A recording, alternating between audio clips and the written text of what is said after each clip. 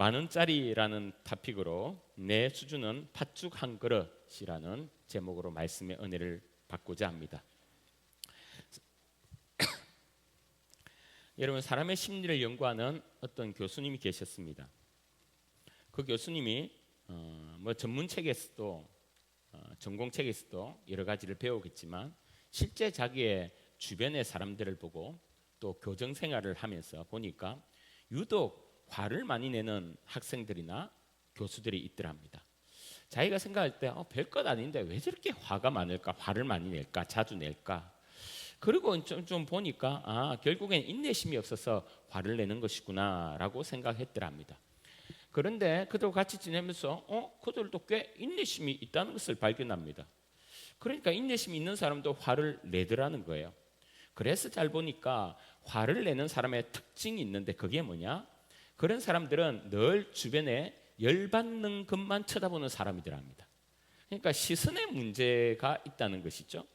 그러니까 인내심이 없더라도 좋은 것을 쳐다보는 사람은 계속 생글생글 웃는데 계속 어두운 것, 안 좋은 것, 하여튼 열받는 것만 찾아다니면서 보는 사람들은 그의 삶을 보면 화가 꽉 차 있더라는 것이죠.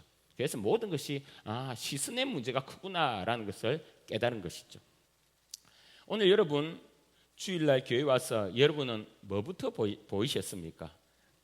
아니 어떤 것부터 보여졌습니까? 어떤 사람 이런 사람이 있을 수도 있겠죠. 내가 봤거든. 저 앞쪽 옆에 그 의자 밑에 저 휴지 저번 주에 봤는데 그대로 있네 그거. 아니 교회는 청소도 안 하고 뭐해 이거.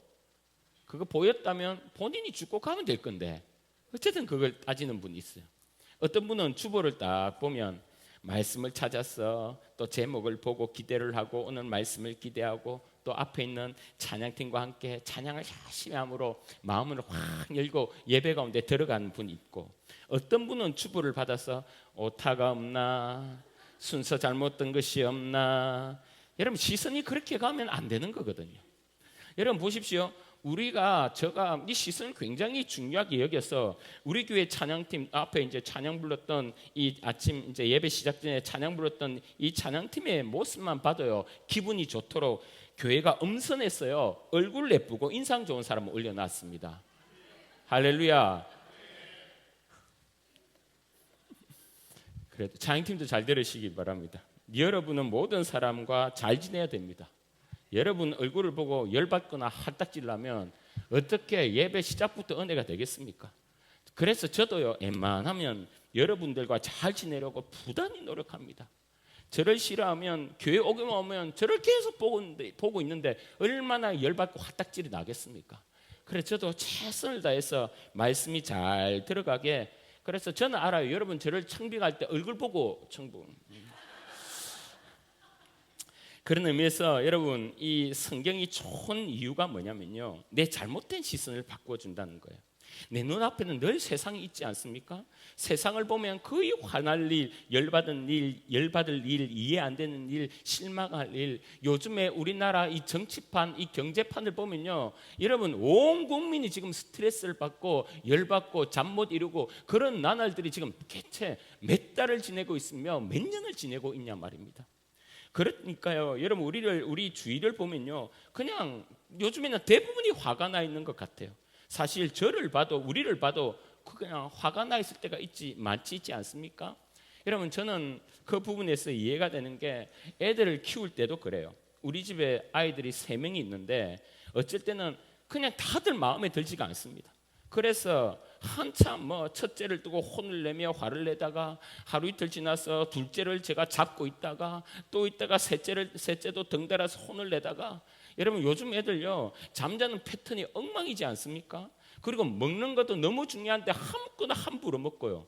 여러분 이러다가 젊은 것만 믿고 요즘 20대가요 당뇨에 고혈압에 고지혈증에 여러분 얼마나 많습니까? 이대로 가면 몸에 문제가 뻔히 보이는데 그렇게 살고 있는 거 보면요 여러분 그 시선을 계속 거기에 두면 정말 아이들 키우는 게 만만치 않은 거예요. 그래서 제가 어느 날 하루 이 3 아이들을 불러서 제가 이렇게 이야기했습니다. 야, 내가 너희들 키우는 건 너무 힘들다. 왜 이렇게 말을 안 듣냐? 내가 가만히 보니까 우리 교회 성도들 수백 명 목회하는 것보다 너희 새놈, 이때 새놈이죠.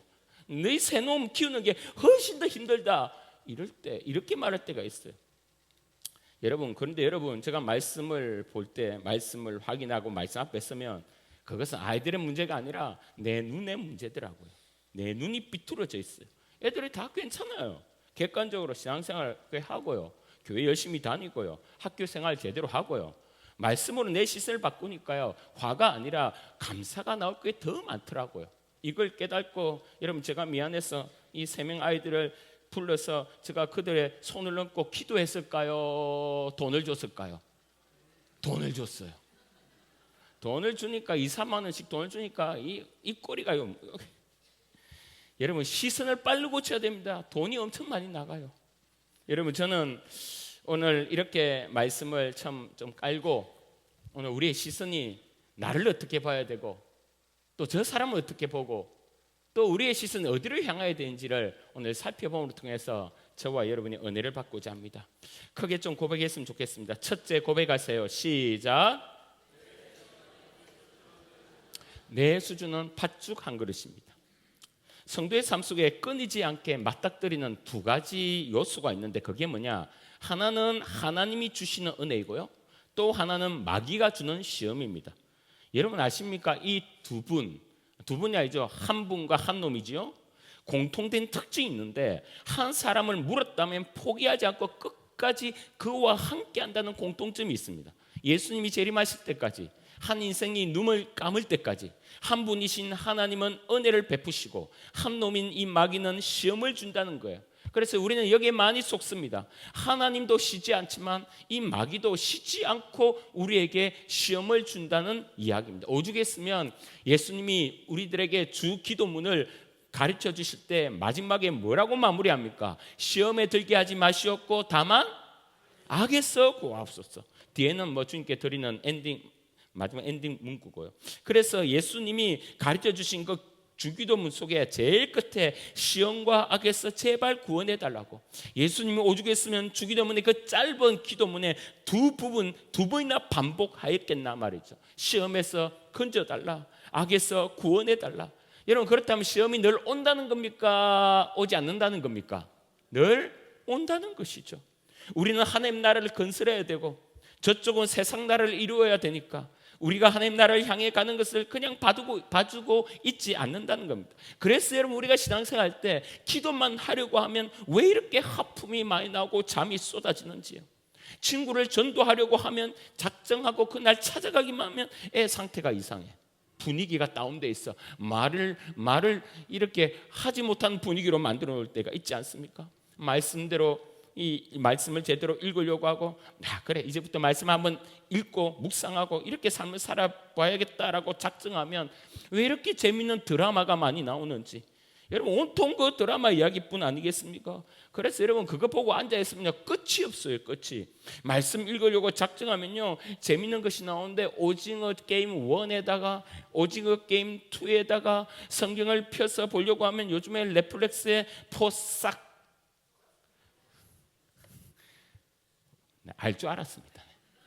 포싹 소가수다, 뭐 내가 좋아하는 박보검이 나오니까 무조건 봐야 된다니 뭐니. 여러분, 말씀에 은혜 받고 이제 내가 자녀에게 잘해야지 하는 결정하는 순간부터 이놈이 사고를 치네. 이번 학기부터 캠퍼스 생활을 성도답게 잘 해봐야지 이렇게 하면 이상한 교수가 숙제를 리포트를 이렇게 성질나게 많이 주고요. 특히 기숙사 룸메이트가 이상한 게 들어와서 속을 뒤집어 놓고. 여러분, 왜 이런 시험을 주님이 허락하시나, 왜 막아주지 않으시나, 그것은 내가 겪는 이 시험을 통해서 나를 제대로 보도록 내 시선을 나에게 집중시키는 것입니다. 시험은 왜 오나?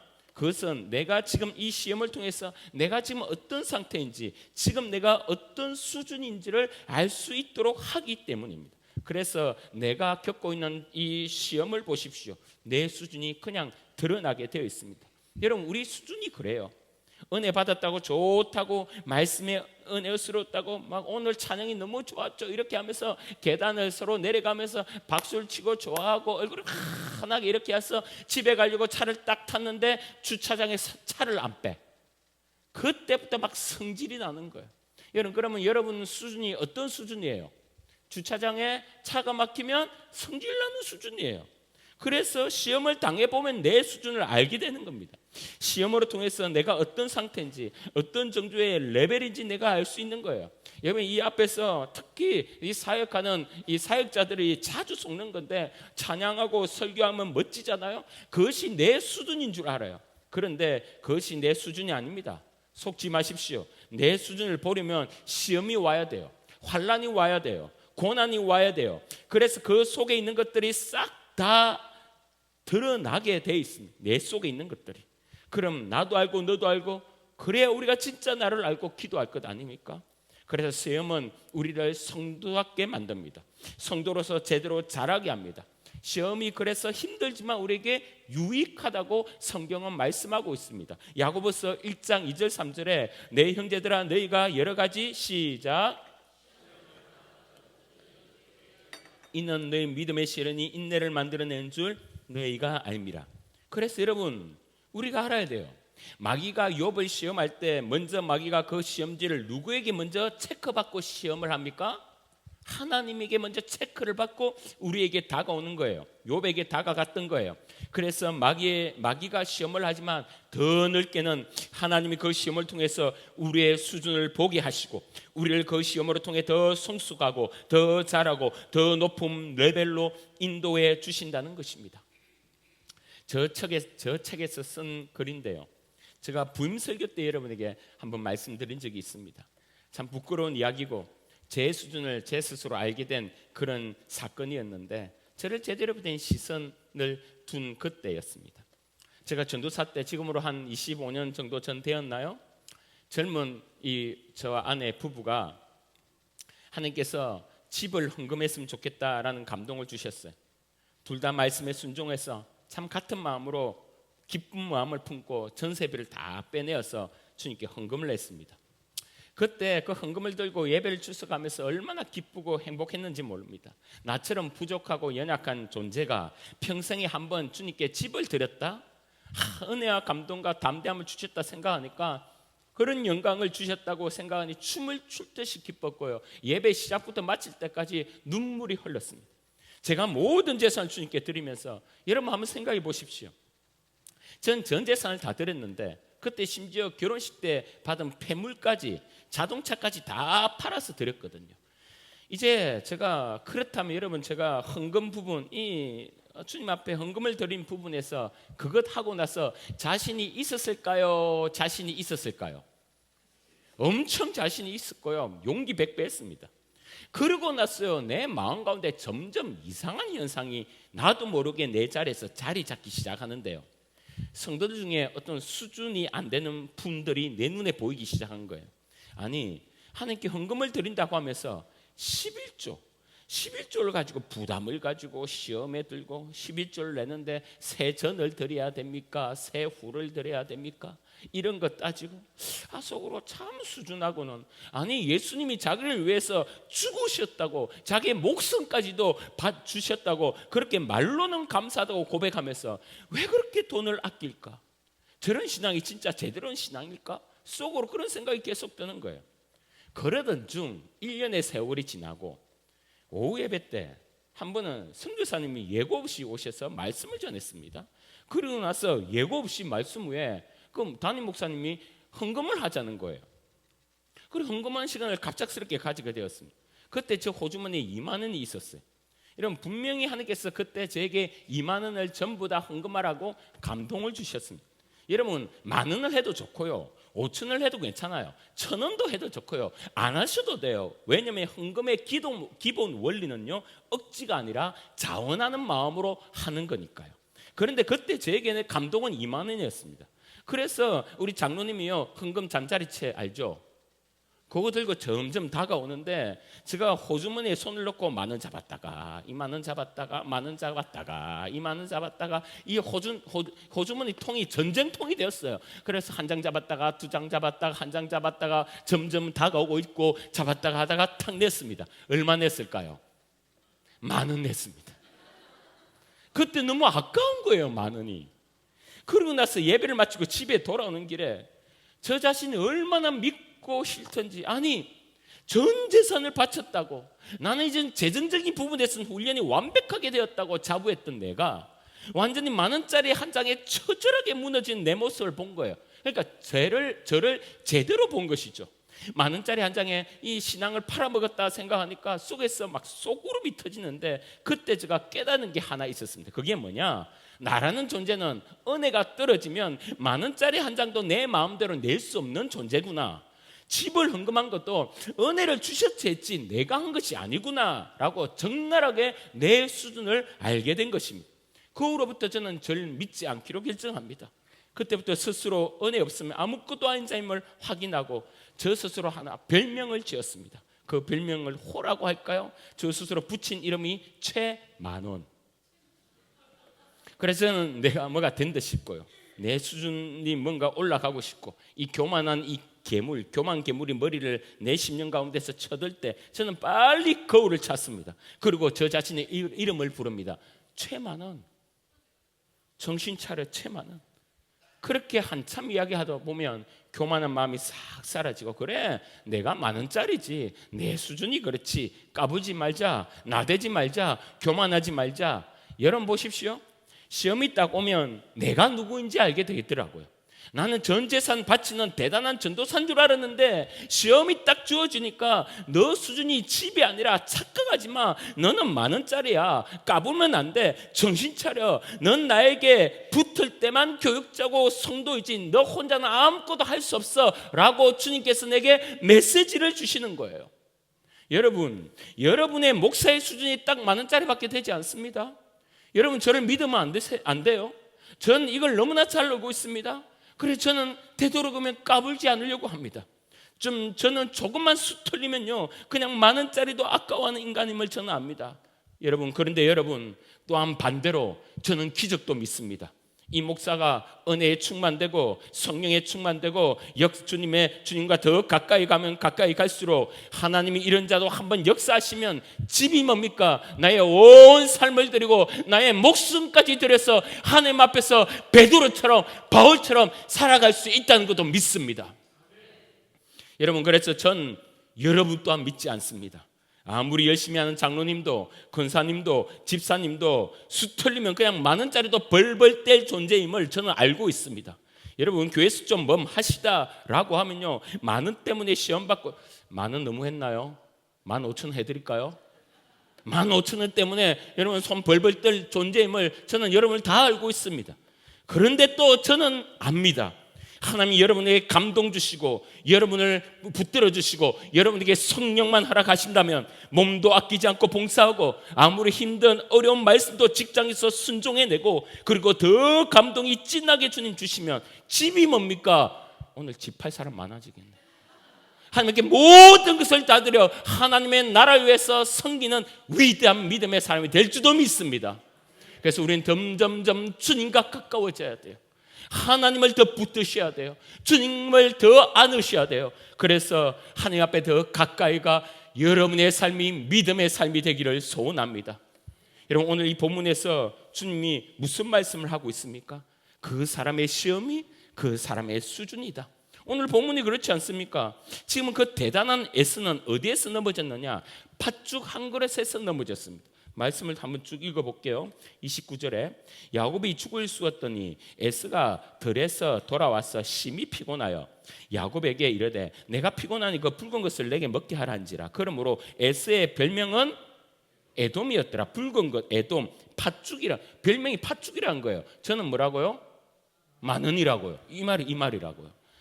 야곱이 이르되 형의 장자의 명분은 오늘 내게 팔라. 에스가 이르되 내가 죽게 되었으니 엄살은 아휴, 뭘 죽게 되었습니까? 조금 피곤한 것뿐이지. 죽게 되었으니, 그러니까 하나님의 뜻대로 살지 않으려고 하면요 엄살은 그만하겠습니다. 우리 33절 시작.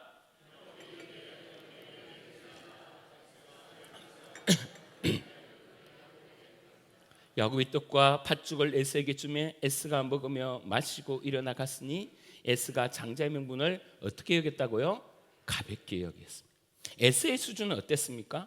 그 당시 아버지 이삭 족장의 아들 에스와 야곱인데, 그 에스는 그 당시 부족 사람들에게 이름만 되면 와 하는 그런 대단한 세상에서의 최고의 수준을 살았습니다. 집은 빵빵했죠. 족장의 큰아들이었죠. 뭐 금수저, 다이아몬드 수저 아닙니까? 그리고 나갔다 하면 기본이 사냥 2마리, 뭐 사슴 2-3마리, 그리고 필 받았다 그러면 뭐 사잠도 곰도 때려잡는 이런 사냥을 했던 사람입니다. 지금 같으면 사업만 벌리면 대박 터지고 주식 상장까지 하는 그런 대단한 사람이었습니다. 그런데다가 잘생겼죠. 장자권까지 있죠. 이것이 세상이 보는 에세의 수준인데, 그런데 하나님이 보는 수준은 딱 팥죽 한 그릇, 에돔 붉은 것이었습니다. 그 하나에 넘어지고 자빠지고 시험 드는 수준이었어요.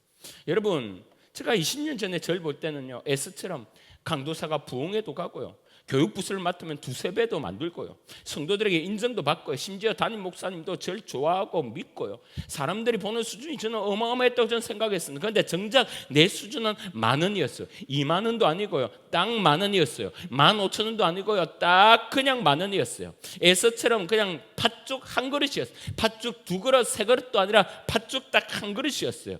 그래서 그 팥죽 한 그릇에 하나님이 주신 꿈, 하나님이 주신 사명, 하나님이 주신 은혜 그냥 홀라당 버려버리는 수준이었던 겁니다. 여러분, 성경에 이런 자들이 얼마나 많습니까? 여러분, 차근히 성경을 읽어보십시오. 하와이의 수준은 뭡니까? 하와이의 수준은 그냥 탐스러운 선악과 하나면 충분했습니다. 아담은요, 아담의 수준은 선악과를 들고 있는 마누라가 그냥 아담 옆에서 이거 한번 하니까요, 핫딱 디비져 갖고 그냥 그거 죄를 짓고, 그러니까 그냥 마누라 하나면 된 만한 그거 충분했죠. 에스는 팥죽 하나면 충분했고, 다윗은 목욕하는 여자면 충분했습니다. 야한 장면 하나 딱 보여주니까, 시험거리 하나 툭 던져주니까 그냥 넘어가는 것, 그것으로 충분한 것이죠. 별것 아닌 것, 선악과 하나, 팥죽 하나, 야한 장면 하나, 그런 것들에 빵빵 넘어진 것이 성경이 그렇게 대단하다고 이야기하는 사람들의 수준이었던 것이죠. 그렇다면 여러분의 수준은 어떻습니까? 언제 넘어지고, 언제 자빠지고, 언제 죄짓고, 언제 불신자처럼 살아가고 있습니까? 여러분은 뭐 하나면 됩니까? 제가 교회 사역을 할 때, 어느 교회인지 제가 기억은 정확하게 안 나는데, 그 집사님은 교회 밥을 먹을 때 자기에게 김치를 조금 줬다고 그냥 시험 들어가서 교회를 안 나와요. 그러니까 김치 쪼가리 수준이죠. 김치 쪼가리. 어떤 분은 예배 마치고 목사님과 손을 잡았는데 목사님이 너무 무성의하게 손을 잡았다는 거예요. 앞사람은 꾹 잡는데 자기는 살짝 잡았다는 거예요. 그래서 시험을 받았다는 겁니다. 그리고 어떤 분은 교회를 떠난 이유가 목사님이 자기를 부르는데 이름을 틀리게 불렀다는 거예요. 아니, 목사님이 내 이름도 몰라? 어떻게 목사가 됐어? 이름도, 성도 이름도 헷갈려? 여러분, 전 요즘에 우리 아이들 이름도 헷갈립니다. 좀 봐주세요. 여러분의 팥죽은 뭐죠? 자녀 문제만 딱 걸리면 무너집니까? 직장 상사가 조금 눌려주기만 하면 무너집니까? 사람에게 인정 못 받으면 그냥 다 싫어집니까? 남들에게 싫은 소리를 들으면 견디지를 못합니까? 그래서 내게 시험이 왔다. 여러분, 그러면 여러분 자신을 피하지 말고 정면으로 내 자신을 보시길 바랍니다. 그럼 시험으로 통해서 하나님 나를 제대로 보라고 주신 삶을 깨닫고, 그 시험을 통해서 그래, 나는 죄인이지, 그래서 주님이 필요하지 라고 고백하며 주님과 더 가까이 하여 여러분을 새롭게 하시기를 주의 이름으로 소원합니다. 어떤 목사님이 이런 류의 설교를 하면서 설교 중에 성도들에게 이런 인사를 시키더라고요. 저도 여러분에게 이런 인사를 한번 시켜볼게요. 옆에 분에게 이렇게 인사합시다. 밴댕이에서 떠납시다. 한 번 더 인사합시다. 갈치에서 떠납시다. 여러분, 갈치는 뭐가 없어요? 갈치 회가 없어요. 갈치는 회가 없다니까요. 왜요? 물에서 올라오는 순간 죽어버려요. 워낙 성질이 급하고요, 더러워서 오자마자 지 성질에 못 이겨서 빽 하고 죽어버려요. 그게 갈치예요. 갈치. 밴댕이, 갈치. 여러분, 저와 여러분이 대구 천국교회 쭉 왔으면요, 거기에서 완전히 벗어나기를 주의 이름으로 소원합니다. 이 수준, 나의 수준을 먼저 알고, 그리고 그 수준의 시험을 통해서 나를 알아차리고, 여러분, 하나님이요, 너 수준이 이러니 어떡할래? 큰일 났다, 큰일 났어. 주님 우리에게 기 죽이려고 여러분의 수준을 정확하게 보라고 말씀하신 게 아니라, 최 목사야, 너가 그렇지만 내가 너와 함께 있으면 너는 목회도 할 수 있고, 너는 설교도 할 수 있고, 너는 말씀을 전할 수 있고, 전도도 할 수 있고, 사람들을 옳은 길로 인도할 수 있는 거야. 나를 믿어라는 하나님의 거룩한 생명의 메시지를 주고자 우리에게 시험을 주는 거예요. 여러분의 시험을 치고 여러분의 점수를 정확하게 깨닫고 하나님 앞에 더욱더 나아가시기를 주의 이름으로 소원합니다. 그 시험으로 통해서 멋지게 주님께서 여러분을 회복시키고 변화시키고 성장시킬 거예요. 학생에게 시험이 없으면 공부가 제대로 되지 않는 것처럼 우리에게 때로는 우리가 원치 않지만 때로는 우리에게 시험이 오고 고난이 오고 아픔이 올 때 그것 가지고 울지 마시고 그것 가지고 답답해하지 마시고, 이 시험으로 통해서 내가 더 주 앞에 성숙되어 가겠구나. 이것 또한 먼기 계기 마감 살전이구나. 하나님 감사합니다. 이 시험을 능히 이겨 거룩한 자로 더 성숙될 수 있도록 역사하여 주시옵소서. 그렇게 고백하는 우리 되기를 주의 이름으로 축원합니다. 그래서 여러분 이렇게 우리 스스로 고백을 했으면 좋겠어요. 내 수준은 팥죽한 것이다. 내 수준은 10,000원짜리다. 내 수준은 선악과 하나다. 내 수준은 가방 백 하나다. 내 수준은 야한 장면 하나다. 내 수준은 말 한마디다. 나는 그렇게 고상하지 않다. 나는 그렇게 고급지지 않다. 그래서 난 주님밖에 없다. 여러분, 그래서 신앙의 출발은 나를 믿지 않는 것이고요, 나를 자신하지 않는 것입니다. 그리고 내 수준을 정확하게 알고 내 눈을 하나님께로 돌리는 겁니다. 여러분, 그래서 주님의 수준으로 살게 되는 거죠. 그런 의미에서 내 안에 계신 주님의 어마어마한 수준을 정확하게 하셔야 됩니다. 주님은 성경에 당신의 수준을요 구절구절 못 박아 놓으시는데 그는 여호와 니시 하나님이라고 하세요. 언제나 어디서나 늘 곁에 계신 하나님. 그는 여호와 라파의 하나님이라고 말씀하십니다. 모든 것을 치료하시는 하나님. 여러분 이때는 아멘 좀 하셔야 돼요. 그는 여호와 샬롬이라고 말씀하세요. 어떤 상황에도 평화와 평강을 주시는 하나님. 그는 여호와 이레라고 하나님, 이레의 하나님이라고 말씀하세요. 우리의 모든 필요한 것을 예배해 놓으시는 하나님. 그는 여호와 샴마라고 이야기하세요. 꼭 필요한 것에 계시는 하나님.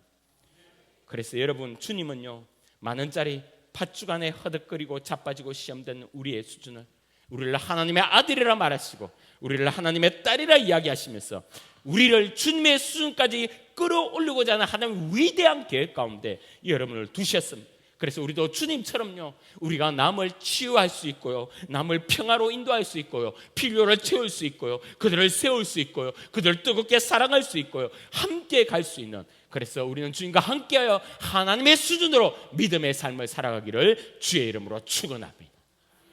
두 번째 보시길 바랍니다. 나를 살리는 그 주님께 우리의 시선을 돌렸어요. 이렇게 고백합시다. 둘째 고백하세요. 시작. 여러분, 에스의 제일 큰 문제는 무엇이었을까요? 반대로 야곱의 제일 큰 관심은 무엇이었을까요? 한 번 더 읽어보겠습니다. 31절부터 한번 읽어볼게요. 야곱이 이르되 형의 장자의 명분은 오늘 내게 팔라. 에스가 이르되 내가 죽게 되었으니 이 장자의 명분이 내게 무엇이 유익하리요? 야곱이 이르되 오늘 내게 맹세하라. 에스가 맹세하고 장자의 명분을 야곱에게 판지라. 야곱이 떡과 팥죽을 에스에게 주매 에스가 먹으며 마시고 일어나 갔으니 에스가 가볍게 여기었더라. 여러분, 지금 에스의 가장 큰 문제와 야곱의 가장 큰 관심이 뚜렷하게 드러나는 거 아닙니까? 뭐죠? 장자의 명분. 여러분, 이 장자의 명분은 뭘까? 그것은 바로 할아버지 아브라함부터 아버지 이삭으로 이어진 하나님의 언약이자 약속이었습니다. 너의 씨로 통해 하나님의 백성이 이루어지고 생겨나고 너희들은 복의 근원이 될 것이며 너의 그 씨로 통해서 세상의 구원자 예수 그리스도가 나온다는 것, 이것이 장자의 명분이고 그것이 바로 하나님의 나라였습니다. 그런데 여러분, 이 엄청난 하나님 주신 약속을, 그 장자의 명분을 야곱은 집요하게 그것을 원했고요, 에스는 그 장자의 명분을 팥죽한 것에 바꾸어 버리는 아주 가볍게 여겼다는 것이죠. 다시 말해 야곱의 목표는 하나님이었고요, 에스의 목표는 세상이었다는 것입니다. 그런데 여러분 아십니까? 세상을 요구했던 에스가 한평생 편안하게 떵떵거리며 살았을까요? 아니면 장자의 명분을 요구했던 야곱이 한평생 편안하고 떵떵거리며 살았을까요? 우리는 우리의 예상과는 전혀 다르게 에서가 훨씬 세상에서 잘 나가며 살았습니다. 별 시험도 없었어요. 그는 태어나서 죽을 때까지 이삭의 큰아들로 사람들에게 인정받고 군사를 거느리고 족장의 아들로 편안하게 죽었습니다. 그러나 야곱은 전혀 달랐어요. 이 장자의 이 명분 때문에, 그것 때문에 라반의 삼촌집으로 도망가게 되었고, 그 삼촌집에서 죽으라 일만했고요, 고향으로 돌아온 길에 딸이 겁탈을 당했고 가나안 사람들의 공공의 적이 되었으며 사랑하는 아들 요셉을 수십 년간 잃어버렸고, 자기가 고백하죠. 나는 평생 험악한 세월을 살았다라고 고백을 했습니다. 그런데 여러분, 성경은요, 그것이 하나님의 수준으로 가는 길이라고 말합니다. 그것이 복받은 인생에 가는 출발점이라고 이야기합니다. 왜요? 그런 인생 속에서는 늘 하나님이 함께 하셨고요, 하나님의 역사를 경험했고요, 하나님의 살아계신과 기적을 체험하는 삶을 살아갔기 때문입니다. 이것이 장자의 명분을 가진 삶인 것이죠. 그래서 여러분, 우리도 장자의 명분, 바로 하나님 목적이고 하나님이 목표가 되어야 됩니다. 이게 신앙생활이거든요. 신앙생활의 수준으로, 그래야 하나님의 수준으로 살게 되는 것이고요, 복음을 위해 살고 남을 섬기고 나로 통해 하나님의 일이 일어나는 것, 그 속에 은혜도 있고요, 기적도 있고요, 섬김도 있고요, 사랑도 있고요. 이영규 선교사님의 고백입니다. 여러분 다 아시지요? 내려놓음이란 책으로 통해서 기독교 서적에 센세이션을 일으켰고 베스트셀러로 아주 오랫동안 우리에게 감동을 준 책을 주었습니다. 그는 하버드 대학 박사학위를 마치자마자 좋은 학교의 교수로, 또 대기업의 스카우트 자리가 이곳저곳 해서 이렇게 막 왔는데 그것을 다 박차고 자신의 보장된 모든 것을 내놓고 몽골 선교사로 바로 떠나게 됩니다. 그 몽골 선교 사역 속에 하나님이 자기를 내려놓는 여러 가지의 사건을 구구절절 적어놓은 것이 이 내려놓음이라는 책인데요, 이분이 몽골 사역을 참 귀하게 사역을 잘 감당하고 제2기의 사역을 인도네시아로 떠나게 됩니다. 사실 세계에서 가장 많은 무슬림을 보유하고 있는 나라가 인도네시아입니다. 이 인도네시아에서 사역을 할 때 하나님이 그에게 준 꿈이 뭐냐면 기독교 대학을 세우라는 거예요.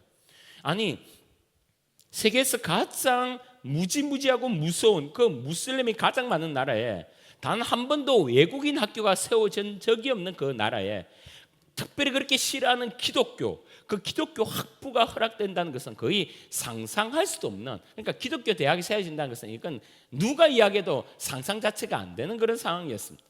들어갔어요. 아니나 다를까 정부에서 허락도 안 하고요, 아예 법 자체가 없더랍니다. 그런데 하필 그때 또 코로나가 터지기 시작했네요. 그 여파로 많은 선교사들이 한국에서 재정적인 지원이 끊겨서 돌아가는 시기였는데, 그러니까 엎친 데 겹친 격이죠.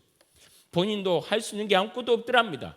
비자가 허락이 안 되니까, 그 인도네시아는 선교사 비자가 허락이 안 되니까요, 자기를 도와주는 학교를 세우겠다고 온 선생들이나 스태프들이요, 이 나라 저 나라 완전히 떠돌이 생활을, 비자를 얻으려고 왔다 갔다 하면서요, 돈도 없죠, 환경도 안 되죠, 사람들도 떠나죠, 여건도 안 되죠, 또 몸은 왜 이렇게 아픈지요.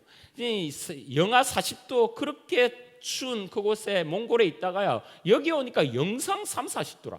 그러니까 그 갭이 너무 커서 그 바람에 병까지 생기기 시작합니다.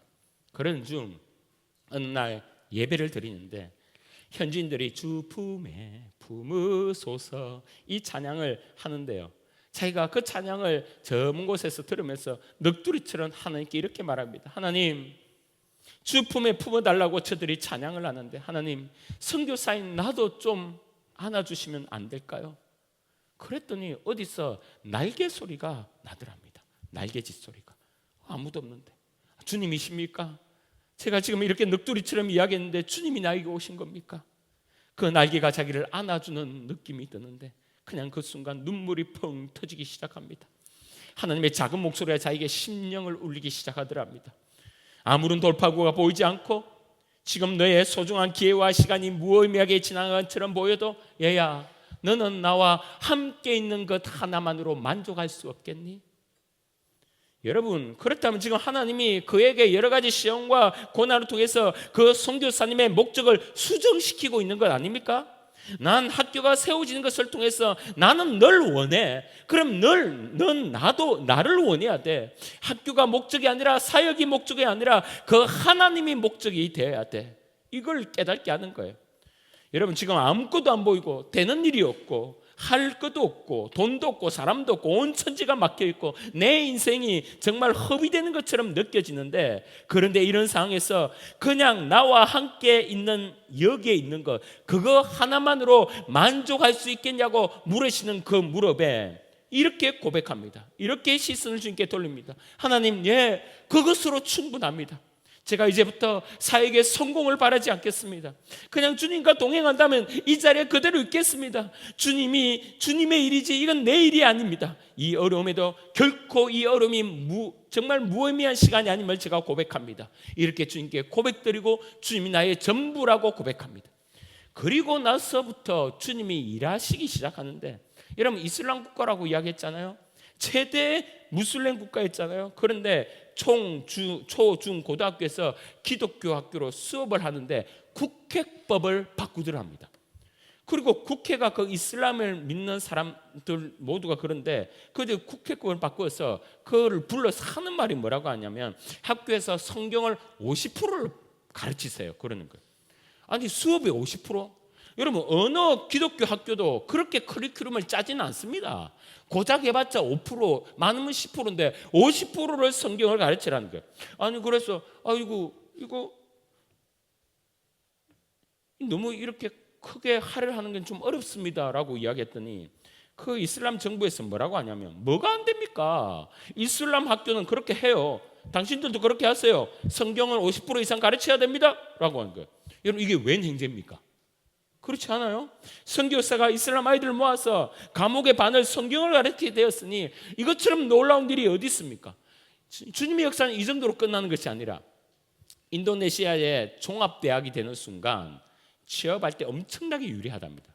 그런데 보통 종합대학이 되려면 20년은 좋게 걸리는데 이제 그것이 4년 만에 이루어진 거예요. 그러니까 첫 신입생이 4년 대학을 다니고 졸업하던 첫 졸업생부터 종합대학 졸업장을 받고 가게 되는 것입니다. 여러분, 그런데 이것이 언제 발표가 났냐면 졸업하기 일주일 전에 발표가 난 거예요. 그러니까 아이들도 모르고 졸업식에 참여했는데 이것이 발표되니까 그때 모든 아이들이 환호성을 보면서 부모들은 눈물바다가 된 것입니다.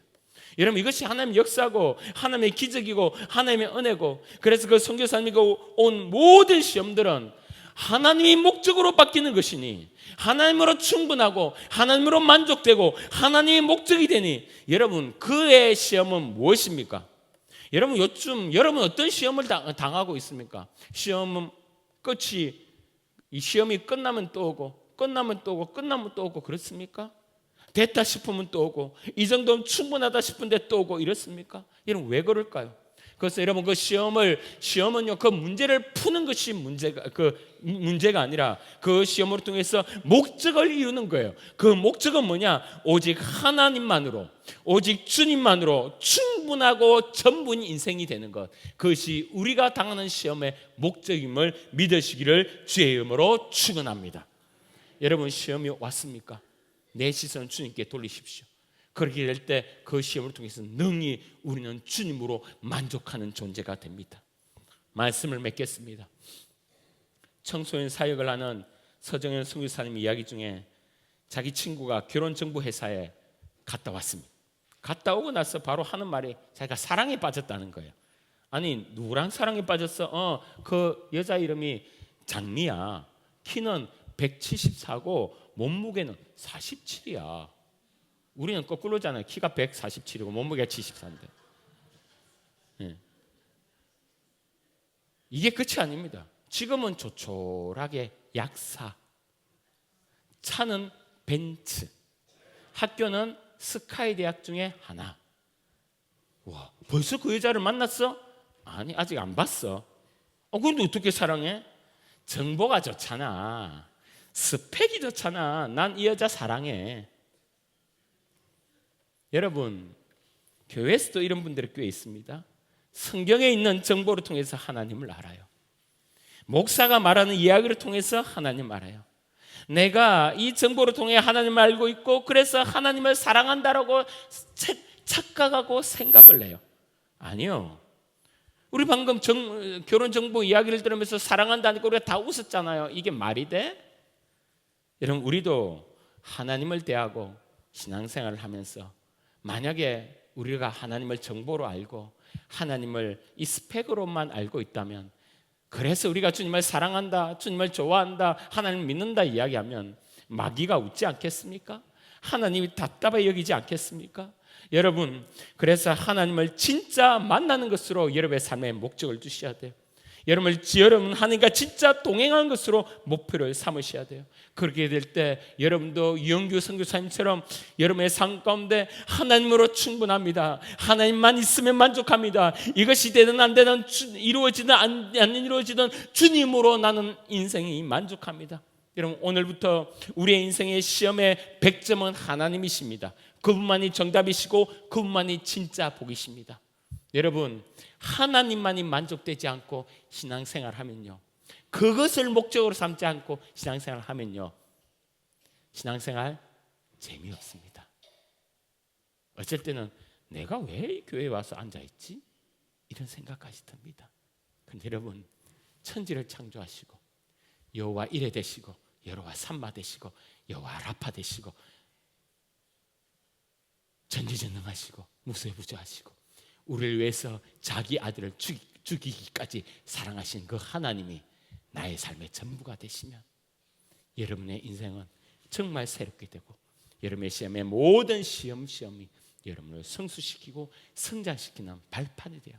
여러분의 삶을 새롭게 할 줄 믿습니다. 그 믿음을 가지고 승리하는 우리 모두가 되기를 주의 이름으로 축원합니다.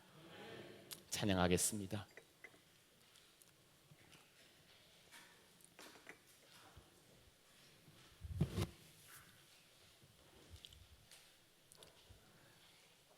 이 시간 우리 찬양을 하면서 원하고 바라고 기도합니다. 이 찬양이 여러분에게 고백이 되었으면 좋겠습니다. 이렇게 고백하지요. 이 세상을 살아가는 동안에 나의 힘을 의지할 수 없으니. 정확한 고백 아닙니까? 만 원짜리를 어떻게 의지를 합니까? 이 만 원짜리를 팥죽 한 그릇에 그렇게 자빠지고 넘어지는 나를 어떻게 의지합니까? 의지할 게 없어요. 나도 만 원짜리고 나도 팥죽 안 한데, 그렇다면 저 인간도 똑같아요. 만 원짜리고 팥죽 하나예요. 내가 그렇게 소원하고 애원하고 애달프고 간절하게 의지했던 내 남편도 팥죽 하나밖에 되지 않아요. 그래도 말씀을 주신다고 생각해서 존경을 아끼지 않고 말씀을 허락하신다고 생각해서 좋아하고 사랑하는 이 담임 목사조차도 이 모양 이 꼴이 만 원짜리 하나인데 누구를 의지하겠냔 말이에요, 여러분. 그런데 주님 말씀합니다. 그래도 기도하고 낙심하지 말 것은 누가 참 소망이 된다고요? 주께서 참 소망이 된지라. 나도 의지하지 말고 내 수준 내 꼴 다 아니 저 사람도 의지하지 말고 오직 주님만 의지하여 주님의 수준으로 아름답게 자라는 주님만이 전부 되는 그런 믿음의 고백을 드리겠습니다. 이 세상을 살아가는 동안에 나의 힘을 의지할 수 없으니 기도하고 낙심하지 말 것을 주께서 참 소망이 되심이. 한 번 더 고백합니다. 이 세상을 살아가는 동안에 여러분을 의지하지 마세요. 나의 힘을 의지할 수 없으니 기도하고 낙심하지 말 것을 주께서 참 소망이. 여러분, 주님만을 만족하며 찬양합니다. 하나님의 꿈이 나의 비전이 되고 예수님의 성품이 나의 인격이 되고 성령님의 권능이 나의 능력이 되길 원하고 바라고 기도합니다. 하나님의 꿈이 아멘 여러분의 비전이 되는 거예요. 예수님의 성품이 나의 인격이 되는 거예요. 성령님의 능력이 권능이 여러분의 능력이 나의 능력이 되길 원하고 바라고 기도합니다. 주의 길을 걸어가는 동안에 세상의 것 의지할 수 없으니 감사하고 낙심하지 말 것을. 여러분 주님께서요 참 기쁨이 되세요. 주께서 참 기쁨이 되심이라. 하나님의 꿈이 나의 비전이 되고 예수님의 성품이 나의 인격이 되고 성령님의 권능이 나의 능력이 되기. 여러분의 자녀를 생각하며 여러분 손을 내밀고 우리 자녀에게 선포합니다. 하나님의 꿈이 너의 비전이 되고 하나님의 꿈이 너의 비전이 되고 예수님의 성품이 너의 인격이 되고 너의 인격이 되고 성령님의 권능이 너의 능력이 되길 원하고 우리 옆에 분에게 손을 펼치면서 하나님의 꿈이 너의 비전이 되고 예수님의 성품이 너의 인격이 되고 성령님의 권능 너의 능력이 되게 아멘. 원하고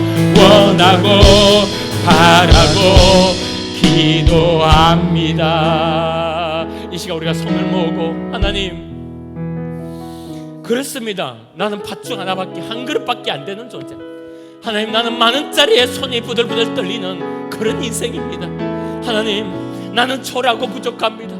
심지어 내가 의지하는 사람조차도 나와 별반 다를 것 없는 그런 연약하고 부족한 존재들입니다. 하나님 이제 나에게 나의 수준을 나오니 나를 의지하지 않게 하소서.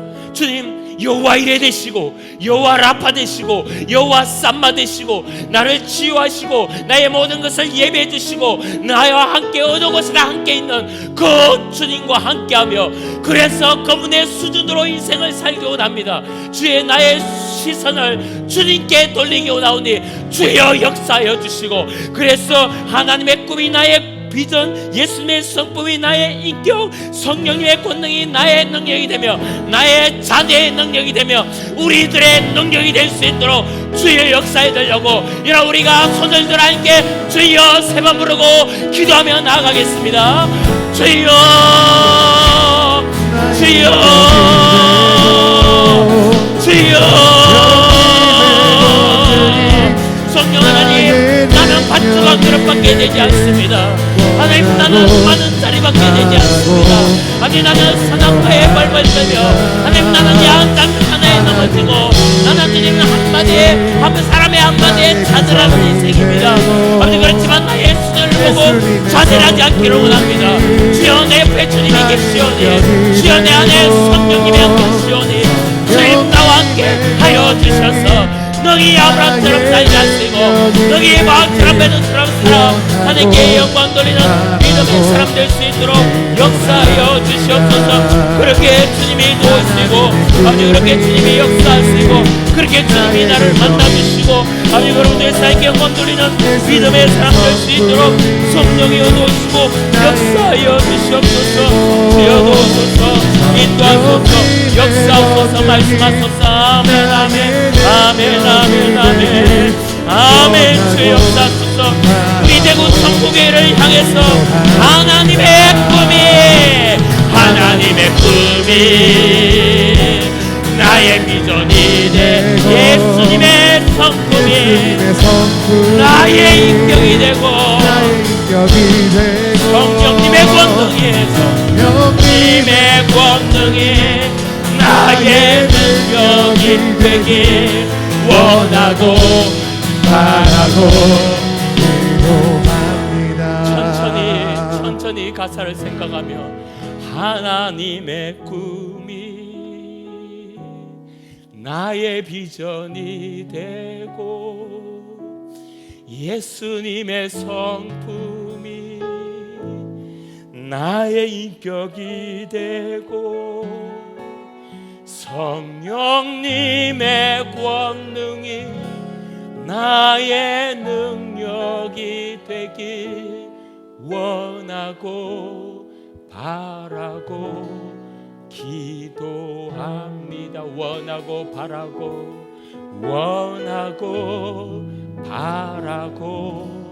기도합니다.